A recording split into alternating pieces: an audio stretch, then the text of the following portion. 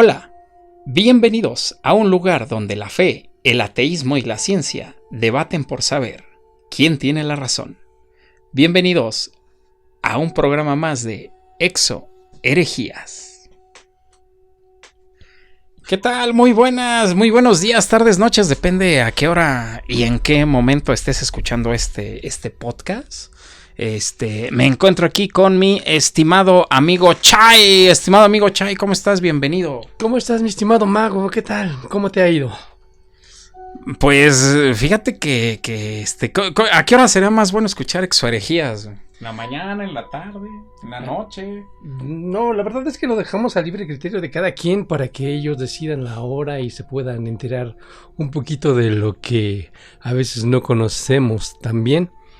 Pero que pues eso estamos nosotros para contarles acerca de tantas cosas que parecen interesantes y que de hecho lo son. Y que estamos nosotros aquí para decirles y contarles todo lo que no sabías y que a lo mejor sí sabías, pero estamos aquí para recordártelo. Y alguien tenía que abordar el tema, ¿no? Definitivamente sí, sobre todo porque continuamos con la misma temática de la vez pasada, que eran los falsos mesías. ¿Qué te parece, mi estimado mago, si abordamos ahora algo que tiene mucho que ver con la misma temática, pero que trajo una cuestión que me parece muy interesante?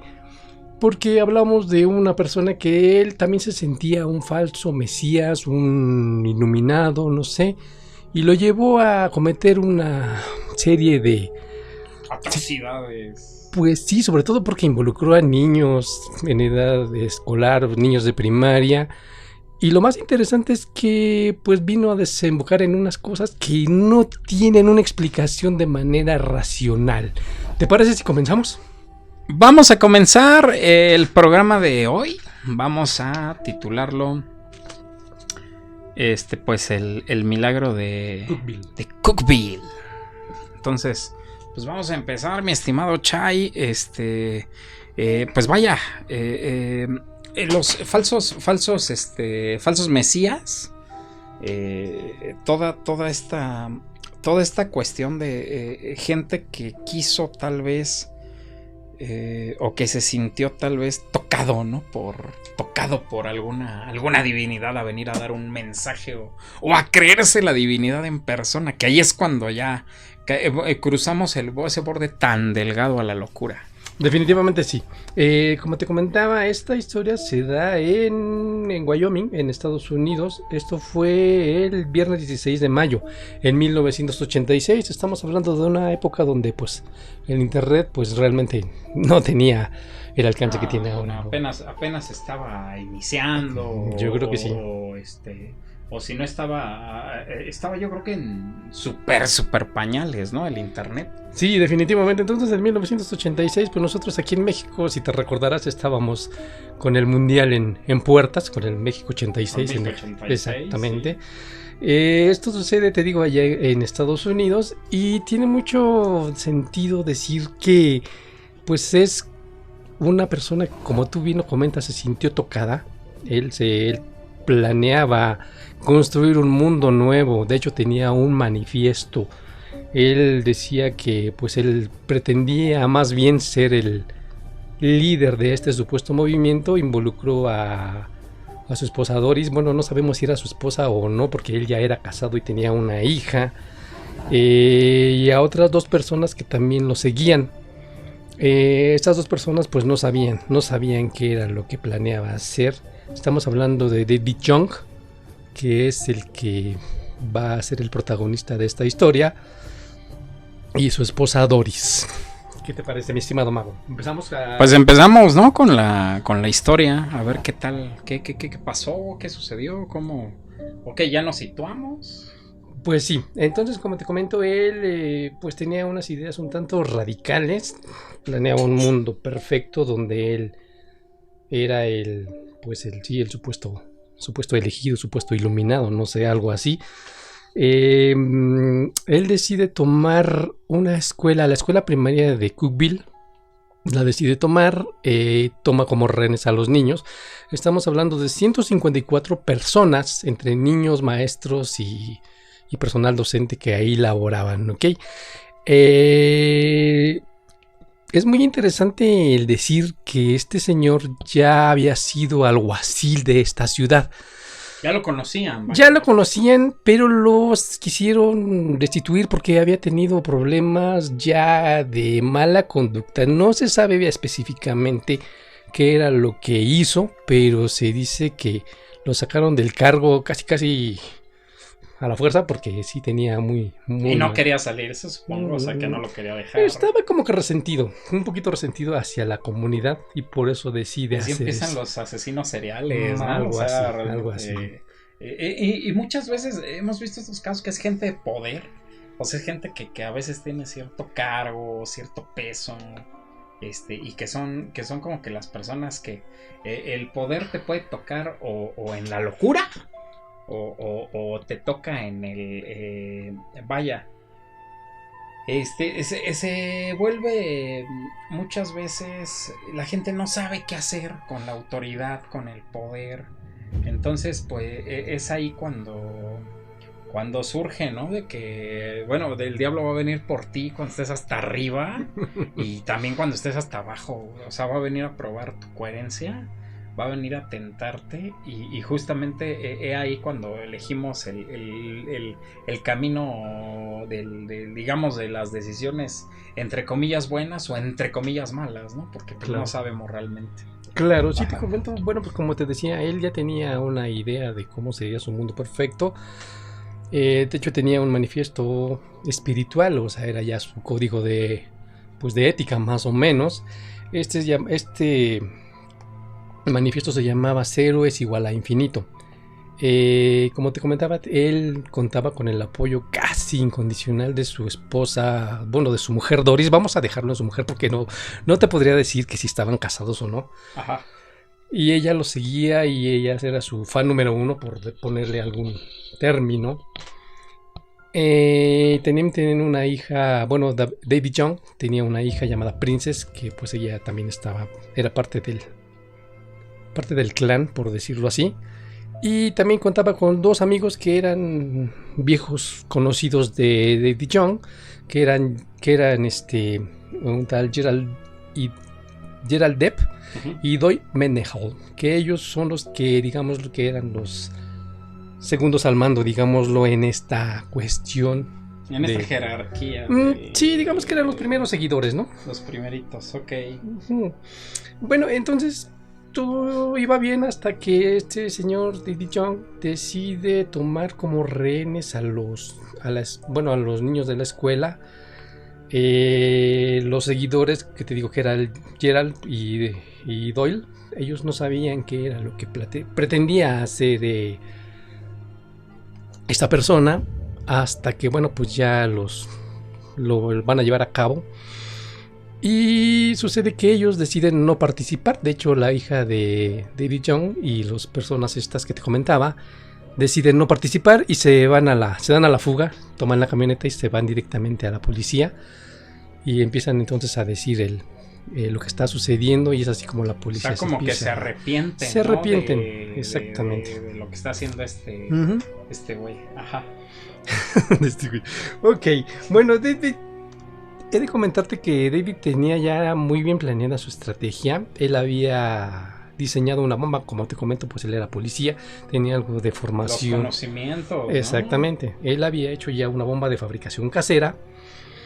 Y antes de llegar al día 0, al día de la crisis, él había hecho ya prueba de otra bomba anterior.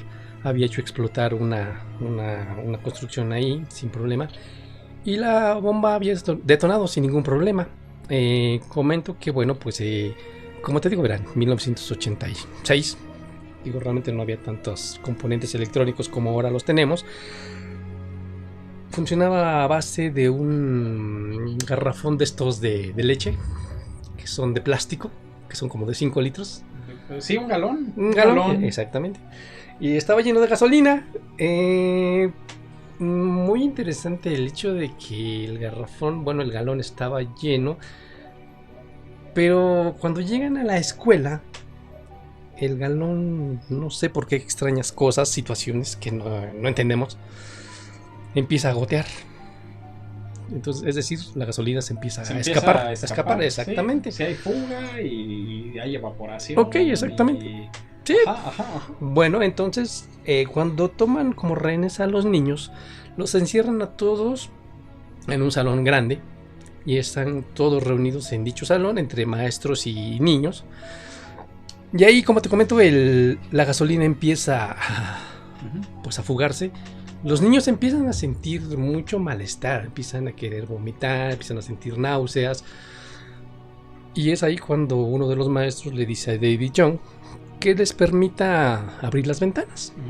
Entonces lo hacen, abren las ventanas para que se ventile un poquito el salón, porque pues obviamente ya por la simple incomodidad de ser más de 100 personas en un solo salón, pues ya era bastante incómodo. La situación era muy tensa, de hecho pues los niños incomodaban bastante a Davy Young.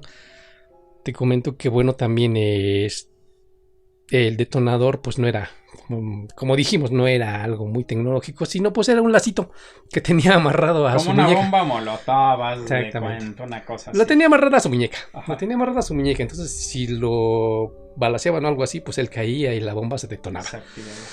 Pero era algo realmente muy rústico. Entonces, bueno, él tenía que estar pegadito a la bomba, porque el lacito pues era muy pequeño, no tendría mucha capacidad de moverse. Entonces, bajo tanta presión que se encontraban, Davy Young pues se siente mal también ya él se siente mal, se siente consternado y decide decirle a su esposa Doris que lo sustituya en lo que él va al baño a refrescarse, a tomar un poquito de aire, porque pues sí, ya se sentía muy abrumado, ¿no? Sí, sustitúyeme y todo eso. Entonces él sale al baño, le amarra el cordón a Doris, su esposa, y él se va al sanitario. En ese momento, pues, ahí está no queda bien claro si es que los maestros le empiezan a reclamar un poquito a Doris, y ella en ese momento, pues, se exalta y la bomba detona. Sí, explota como tal. Realmente es muy interesante esta parte, porque ahí es donde ya empieza lo que no se explica uno así de bote pronto. ¿Por qué? Porque posteriormente los expertos dirían que la magnitud de la explosión que una bomba de ese tipo generaría era para que hubiera destruido mínimo la mitad de la escuela. Sin embargo, no fue así. De hecho, sí hubo niños que fueron alcanzados por la explosión. De hecho, sí hubo niños quemados. El diseño de la bomba también era muy... Bueno, tenía algunas peculiaridades, como por ejemplo de que después de que explotara, seguía haciendo explosiones más pequeñitas y seguía expulsando una especie de esquirlas, como las granadas. Ya ves que se fragmentan y siguen aventando, pues así como proyectiles a diestra y siniestra. Es muy interesante decir que ninguno de los niños, ninguno de los maestros, ni nadie fue alcanzado por una de esos proyectiles, esquirlas, como quieras llamarle. Ninguno de los niños, y estamos hablando de más de 100 personas. Eso es algo que no se puede explicar exactamente. Como te comentaba, bueno, esto ya fue posteriormente. Lo que sí salió muy mal librada, de hecho falleció, fue la esposa de Davy Young, porque ella explotó prácticamente en la cara la bomba. Él, cuando escucha esto, sale del baño y se da cuenta que pues ya estaba hecho un verdadero desastre. Comienza a dispararles a los maestros, de hecho hiere a algunos. Se ve perdido realmente, y vuelve a regresar al baño y se pega un tiro. Y bueno, pues vamos a decir que ellos son los únicos dos que pierden la vida en este... Sí, la esposa y el cuate. Davy Young y su esposa, exactamente. Ellos son los que pierden la vida. ¿Qué de interesante tiene todo esto? Bueno, vamos a ponerlo así. Hagamos un poquito de... retrocedamos el cassette. ¿Qué es lo que comentan los niños? Porque ellos los entrevistaron posteriormente a de todo el evento. Ya posteriormente, ya cuando pasó esto, hubo una investigación y pues se preguntaban por qué las cosas se habían dado así, ¿no? Los niños refieren que cuando pues la situación se empezó a poner tensa, así de la nada, los niños empezaron a decir que iban a orar, que iban a rezar. Uh-huh. Entonces los niños así empezaron a rezar. Ahí es donde viene la explosión. Segundos antes de todo esto, los niños refieren que vieron a personas vestidas de blanco, que los empezaron a decir que se hicieran hacia la ventana. Sí, como que se replegaran, ¿no? Que se empezaran a mover hacia la ventana. Ajá. Sí, que textualmente les dijo una de ellas que vio... Hasta la piel se me puso de gallina, te lo juro. Sí, okay. Sí. Una de ellas comentó que le dijo, que la persona de blanco le dijo, pégate a la ventana, ahí no te va a pasar nada.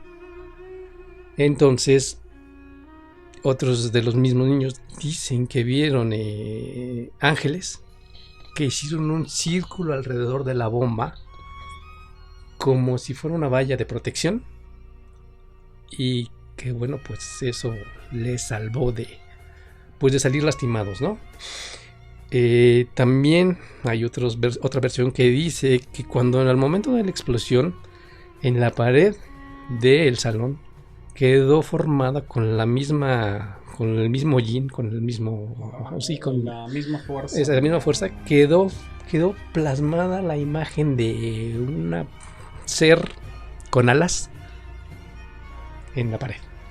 Esto realmente pues no se puede, esto es algo que comentan ellos, sí. Ya te digo, las investigaciones que se hicieron después, a los niños les preguntaban que cómo había sucedido la cuestión, y cada uno daba su versión. Algunos de ellos refieren que una persona les había dicho que hicieran tal o cual cosa. Cuando les preguntaban y les decían quién era, algunos decían que era una abuela, algunos decían que era un familiar que ya había fallecido anteriormente. Algunas personas, por ejemplo las mamás, les enseñaban fotos de sus mamás, o sea, los abuelos de los niños, y los niños decían, sí, es ella la que vino a ayudarnos en este momento. Ahí es donde se queda la duda, ¿no? Decir, bueno, ¿qué tanto nuestros seres queridos que ya trascendieron pueden venir a ayudarnos en situaciones de peligro, ¿no? ¿Qué hay después de la vida? Si hay algo aparte o sea, después o no, y qué tanto nos pueden ayudar nuestros seres queridos, ¿no? Después de que ya no están aquí. Oye, para que se den una idea, estimada audiencia, esto lo estamos grabando relativamente temprano, o sea, es de día todavía. Y digo, no estamos así como que en un lugar oscuro grabando una cosa así, y me está platicando este señor la experiencia, y créeme que se me pone la piel de gallina también por recordar.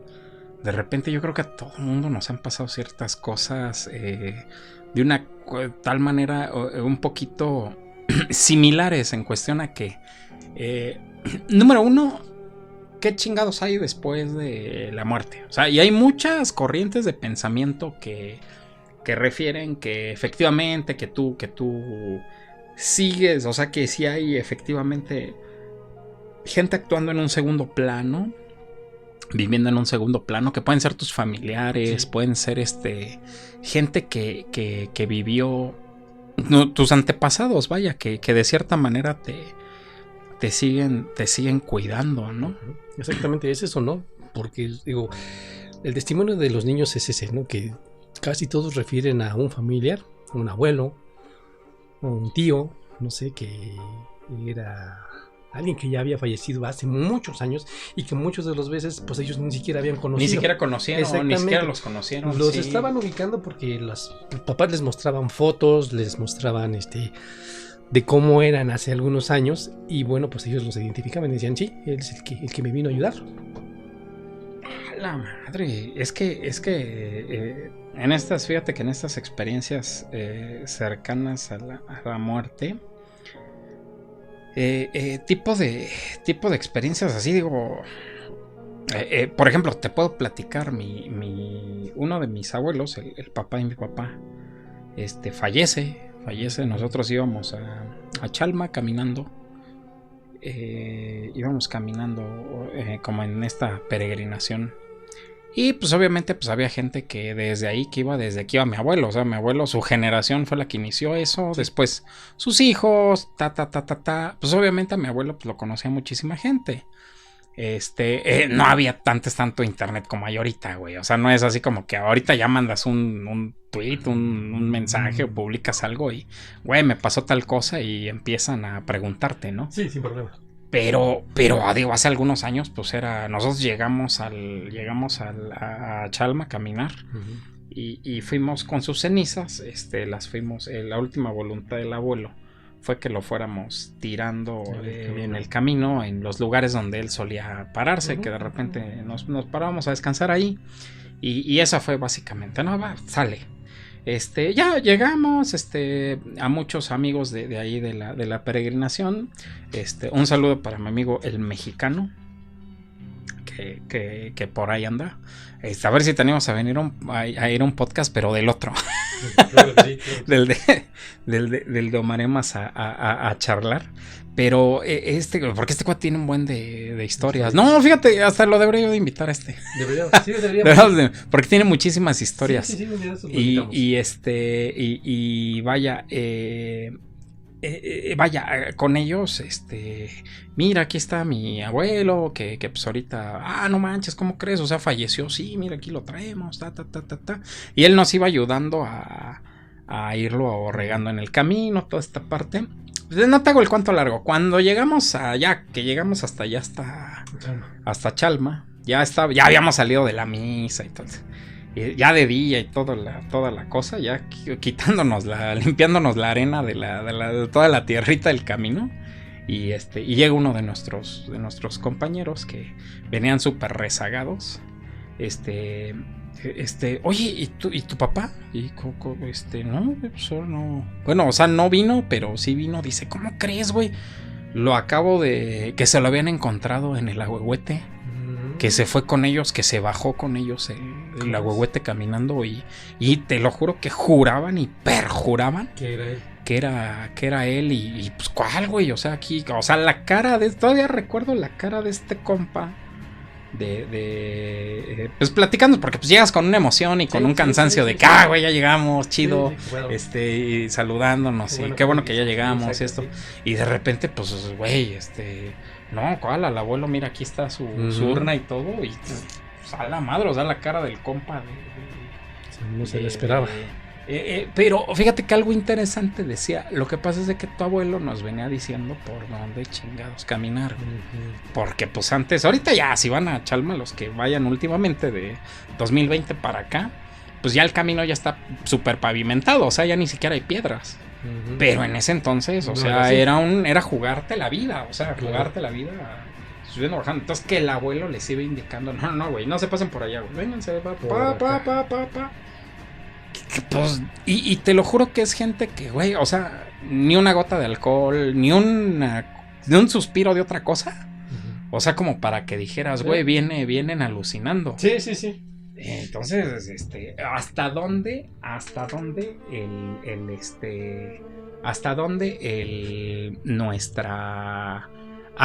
llega esta cuestión de que nos siguen cuidando, y sobre todo, ¿en qué momento, no? Claro, y es muy marcado por ejemplo, en accidentes, como tú bien lo comentas, que pues a veces hay manifestaciones de gente que asegura y que dice, era mi ángel de la guarda, ¿no? Sobre todo porque ellos tienen esa certeza de que aunque no se presentó directamente, ni les dijo su nombre, ni les dio su carta de presentación, ni nada por el estilo, pero tienen la certeza de que es alguien que los cuidó y que era alguien muy cercano, y refieren, era mi ángel de la guarda, era él.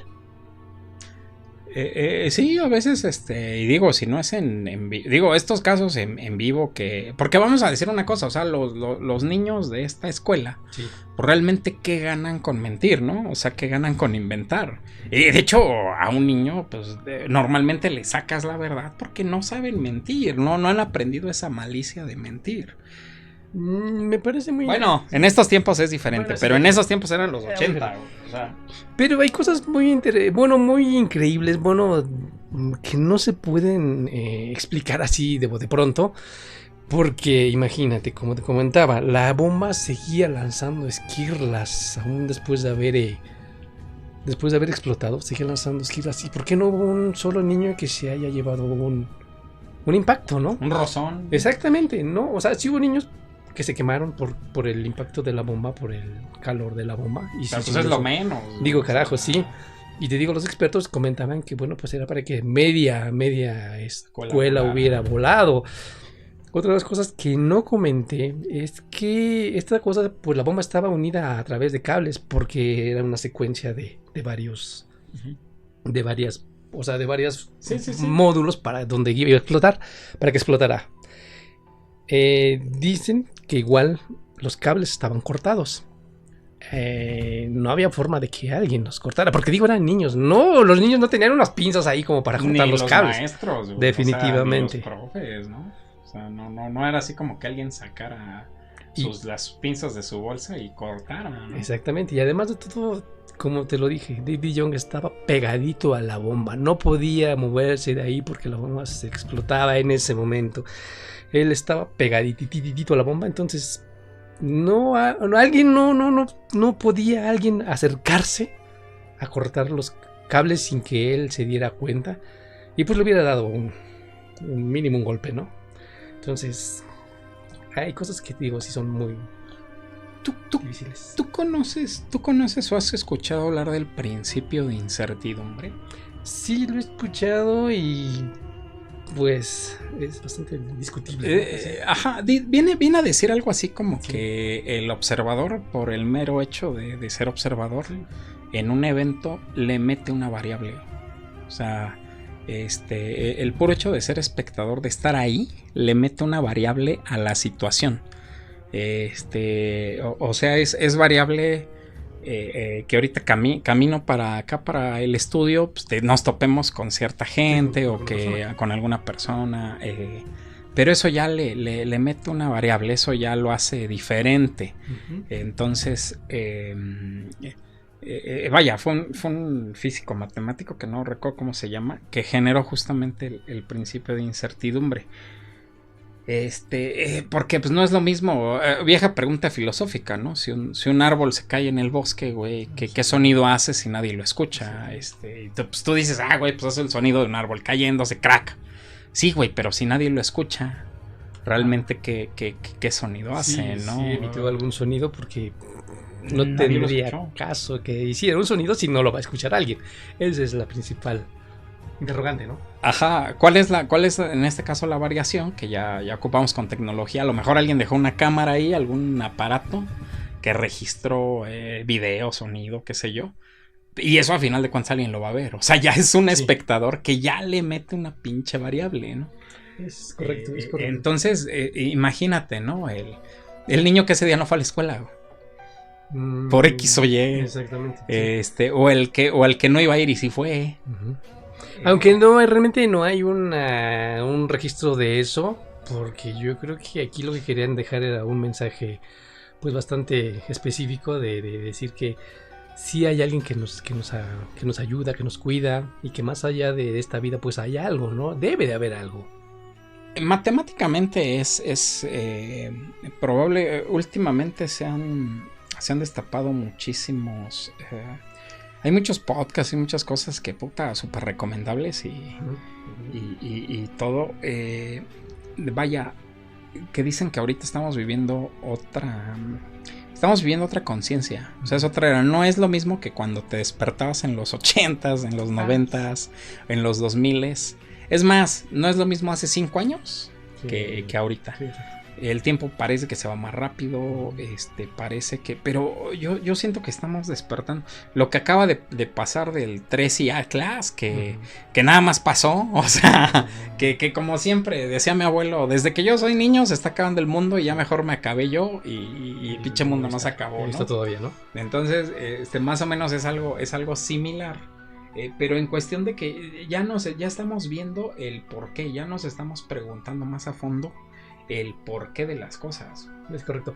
Y de hecho no sé si te has dado cuenta que hay una tendencia muy marcada últimamente a cada vez más personas que han tenido una experiencia cercana a la muerte, donde ellos han pues estado sin vida durante determinado tiempo, algunos segundos, mucho, algunos minutos, exactamente. Alguna gente en coma. Ajá, exactamente. Y gente que ha estado y que dice y refiere que ellos estuvieron en un lugar donde pues hay colores muy así, muy vívidos, hay una luz que no quema, que no lastima, pero que es muy intensa, donde hay lugares donde hay una vegetación increíble y que, bueno, pues refieren que pues debe de haber algo que está más allá de nosotros, ¿no? Lo que podríamos llamar el cielo. Sí, son diferentes dimensiones. A mí me llama mucho la atención y es para que lo abordemos en otro podcast de exorejías, en cuestión de el hecho de que sí tenemos libre albedrío o todo está escrito. Yo creo que es un tema muy bueno. Es muy interesante. Sí, habrá que, pero yo creo que va sobre todo esto, o sea, esa explosión con esos niños que se salvaron por X o Y razón, llámesele cuestión natural, sobrenatural, porque también digo, puta, o sea, güey, compa, David Young, él, digo, también hay cosas que pues qué tal si cuando fue a comprar el cable le dieron un cable mal, o sea, y no se dio cuenta, vas. O sea, puede ser, al momento de que estaba armando algo, se equivocó por mandato divino, y es por eso que también no le dio no le dio el poder, ¿no? Que a la explosión que requería, una cuestión así, ¿no? Sí es válido ese argumento, pero lo que refieren los que investigaron es que no era algo así. No había una falla mecánica. No había una falla mecánica, sino estaban deliberadamente cortados, como si los hubieran cortado con unas pinzas. Así tal cual, así lo refieren las personas que lo dicen. No, y yo te apuesto que, digo, si lo analizaran con la tecnología de hoy, hallarían que, oye, güey, no sé, no necesariamente con unas pinzas. Sabes que este tipo de corte está hecho con algo así como, no sé, una espada, o sea, como que con otro tipo de algo muy filoso, o vaya, con otro tipo de instrumento, ¿no? Sí, es correcto. Y bueno, algo que también se me olvidaba decirte es que, bueno, al momento de que ellos se van, lo traicionan, digámoslo así, es como la gente, pues como la policía empieza a darse cuenta que hay una situación de rehenes en la escuela. Y si lo vemos desde este punto de vista, imagínate que hubiera pasado si también no hubiera habido alguien que pusiera al tanto a la policía, ¿no? Porque en ese entonces, como decimos, no había internet, las personas... No había 911. O no había un chat de grupo donde decías, oye, hay una situación de rehenes en la escuela, vénganse todos los papás. Y los papás estaban ahí porque se dieron cuenta que realmente había un problema, pero fue debido a que las personas decidieron pues dejar digamos, traicionar a David Young, ¿no? Y digo, son muchos factores que influyeron para que las cosas se dieran como se dieron. No, aparte, digo, si te vas por ese lado, esta gente que fue y lo traicionó, por así decirlo, güey, ¿qué pensamiento luminoso les tuvo que pasar por la cabeza? Para que justamente todo el milagro se fuera dando, ¿no? O sea, que la policía estuviera enterada, que la gente se empezara a dar cuenta. O sea, realmente que... Por eso es a lo que me refiero. O sea, si hay libre albedrío o realmente si hay alguien que... Alguna vez una compañera decía, ok, Dios, ¿no? Te dice que te deje elegir. Sin embargo, Dios ya sabe que vas a elegir.